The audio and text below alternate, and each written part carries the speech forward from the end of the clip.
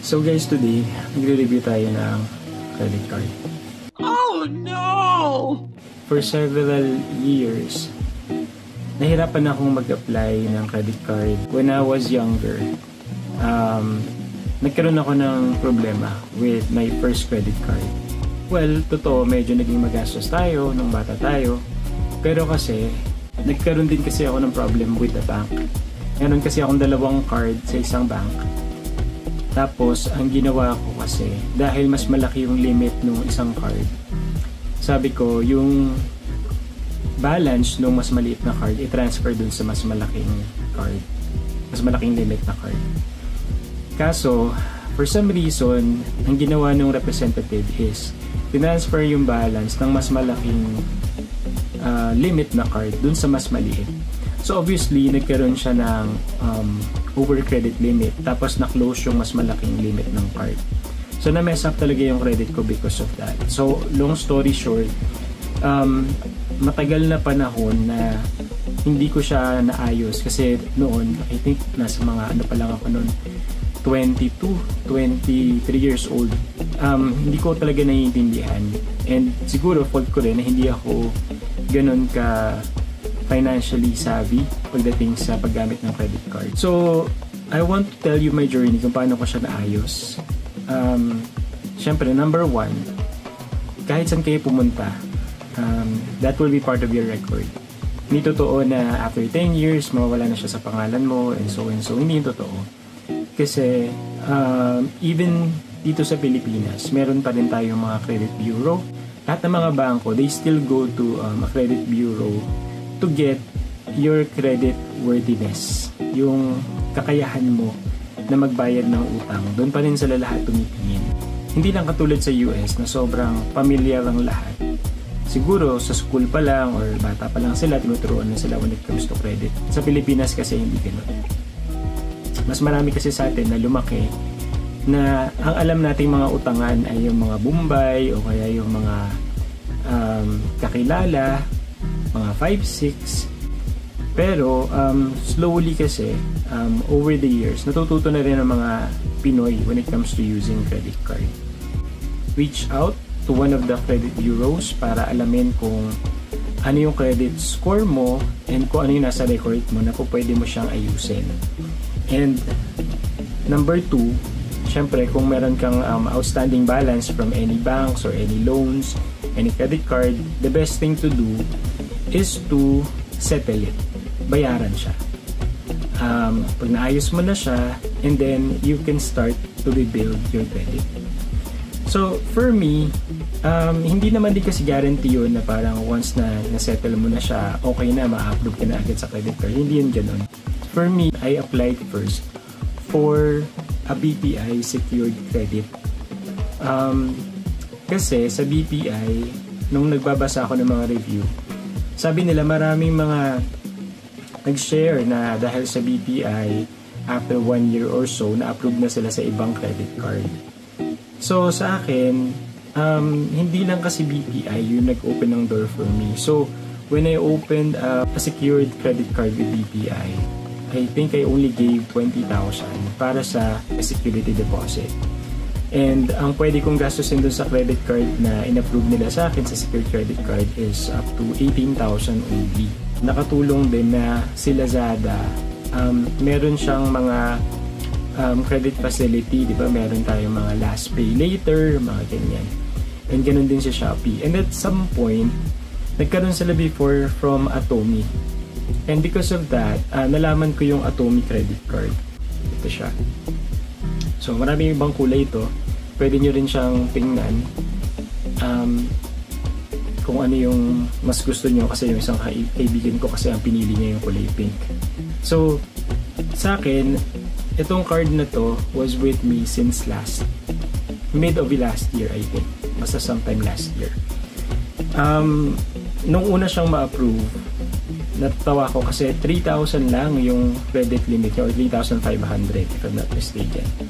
Pero okay na rin naman kasi para sa akin, the good thing with that is meron kang extra line of credit kung kailangan mo, di ba?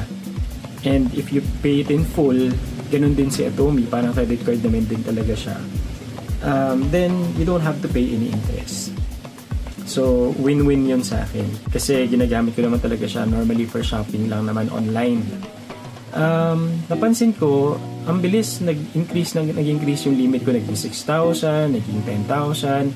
Hanggang ngayon nasa ano na siya. I think yung limit niya is nasa 36,000 na yata. So, hindi din naman ako kumbaga, ganun kalaking mag-spend. Pero kasi, the important thing is that you always pay it in full. Ganun lagi sa credit card. If you're not gonna be able to pay it in full, make sure that you don't be late in making payments. And as much as possible, pay more than the minimum para mas mabilis mong mabayaran yung balance mo. Pero if you're building your credit, the best thing to do is make sure that you're only utilizing as much as like 10% lang ng credit limit mo. So, having that said, yung BPI secured credit ko, which is this one, dahil 18,000 lang siya when I first got it. And my expenses, yung mga bayarin sa bills, bayarin sa kung saan, groceries, for the whole month, syempre, kulang yung 18,000. So what I simply do is that at the mid of the month, kung ano yung nagamit ko, binabayaran ko na siya in full kahit hindi pa siya nabibill para ma-free up ulit yung credit limit ko. So I can use it for other purchases. I think nakatulong din naman siya. Kasi when I went to Dubai last year, hindi pa ako sure kung yung pagpunta ko sa Dubai yung naging dahilan kasi nakita ng mga creditors that I have the capacity to travel. Nag-message sa akin si Union Bank saying that I am pre-qualified for a credit card. Platinum rewards nila. Platinum Visa rewards. So, I grabbed that opportunity. Before pa ako makabalik from Dubai, nag-apply na ako and I got approved. Na-deliver na sa bahay after just, I think, a week. Ganun lang kabilis. Na-deliver na yung card. Nung pagdating ko, I think yung limit niya, naisip ko parang ang baba din pala. Parang yung limit niya, 20,000 lang. So, sa akin, Platinum pa talaga to. Platinum is supposed to be premium card eh. Pero, nagulat ako as I first used the card and then when I logged in online, nasa 200 plus thousand, 240,000 yung ano niya, yung limit niya.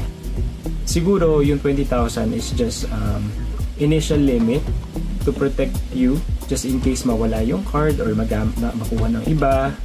At least hindi ka malulubog sa utang. But when I activated the card and then I first used it for purchase, nagulat ako na 240,000 pala yung limit niya.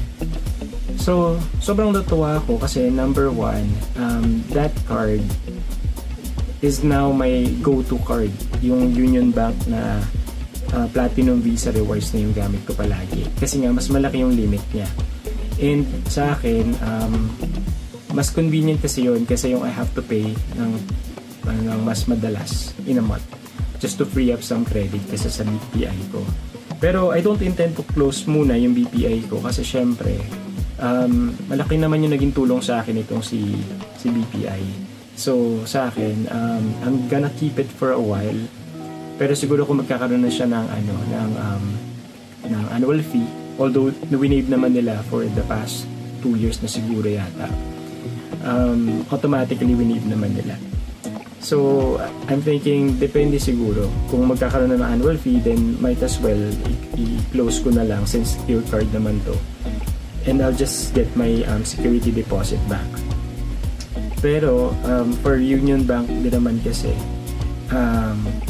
maganda rin na may iba kang options. Kasi na-experience ko minsan sa SNR na ayaw tanggapin yung Union Bank na card. So, hindi ko alam kung bakit. Sabi nila baka daw may problema lang sa terminal nila kasi mahina yung signal dun sa branch na napuntahan ko. So, instead, ginamit natin yung BPI.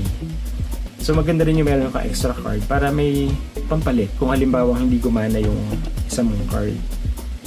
Tapos, sa akin, I'm still keeping din naman yung Atomy kasi maganda sa Atomy. Meron silang mga iba't ibang pakulo dito sa Atomy. Meron silang parang ito sa Atomy card.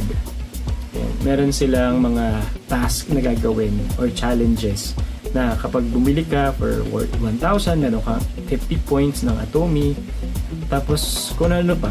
And then yung points na yon, pwede mo ipunin for rewards, and then pwede mo rin siya gamitin dun sa parang spin a wheel nila. Yung spin a wheel nila nakakatuwa kasi it limits you for I think certain spin for a day para hindi mo din ubusin yung points mo kakaspin.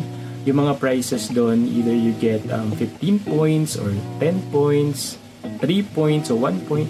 May nananalo din doon ng iPhone. So for me, happy naman ako dito sa mga credit cards na gamit ko. The good thing with Atomy nga pala is that sobrang dali niya mag-apply. Pag nag-apply ka dun sa app, saglit lang, hindi nga lilipas yung ilang araw, ma-approve ka na. Tapos marireceive mo na din sa courier in less than 10 days siguro yung physical card. Pero yung virtual card, pwede mo na agad siyang gamitin to make your online purchases. Kaya sobrang convenient niya. And don't worry kung mababa man yung limit na ibigay nila sa inyo.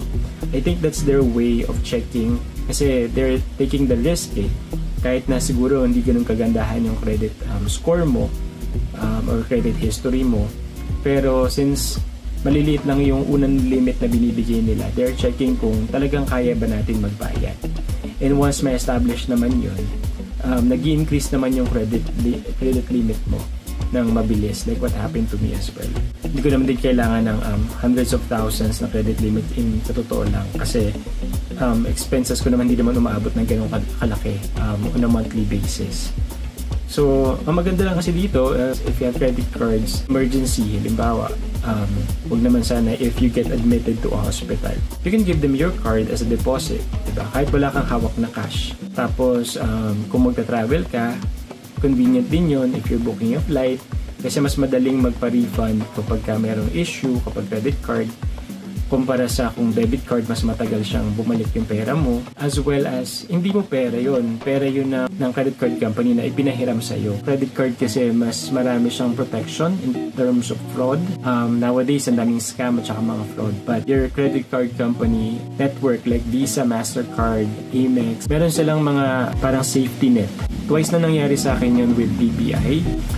Na-receive ko din naman pabalik yung pera. Practical pa rin at saka mas safe pa rin gamitin ng credit card whether you travel abroad or dito sa Pilipinas lang.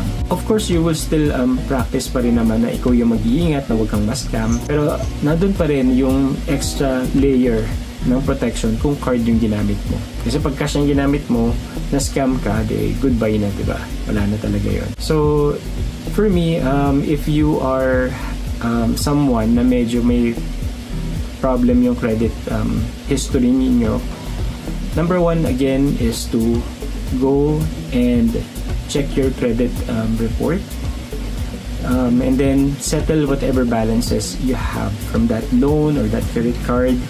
If you still have contact with a credit card company, it's better to call them and then find an arrangement on how you can settle those balances. And then once that's done, the next thing that you have to do is kung gusto nyo naman na mag-credit card din, syempre, diba? Then you have to open muna a secured card para mapakita mo sa mga credit card companies or mga banks that you are worthy of being given a credit facility. Pero kung gusto mo munang maglilo and gusto mo munang i-practice na kumbaga sanayin yung sarili mo na wag masyadong gumastos, then okay lang naman na mag-cash basis muna tayo para mas ma-manage natin yung finances natin. But if you think you're ready to get a credit card again, marami naman din talagang benefits apart from your protection from fraud or scams or whatnot. It also helps you build your credit so that one day, kung gusto mo mag-apply ng car loan, housing loan, hindi na magiging mahirap sa'yo kasi napatunayan mo na sa kanila na marunong kang magbayad ng utang.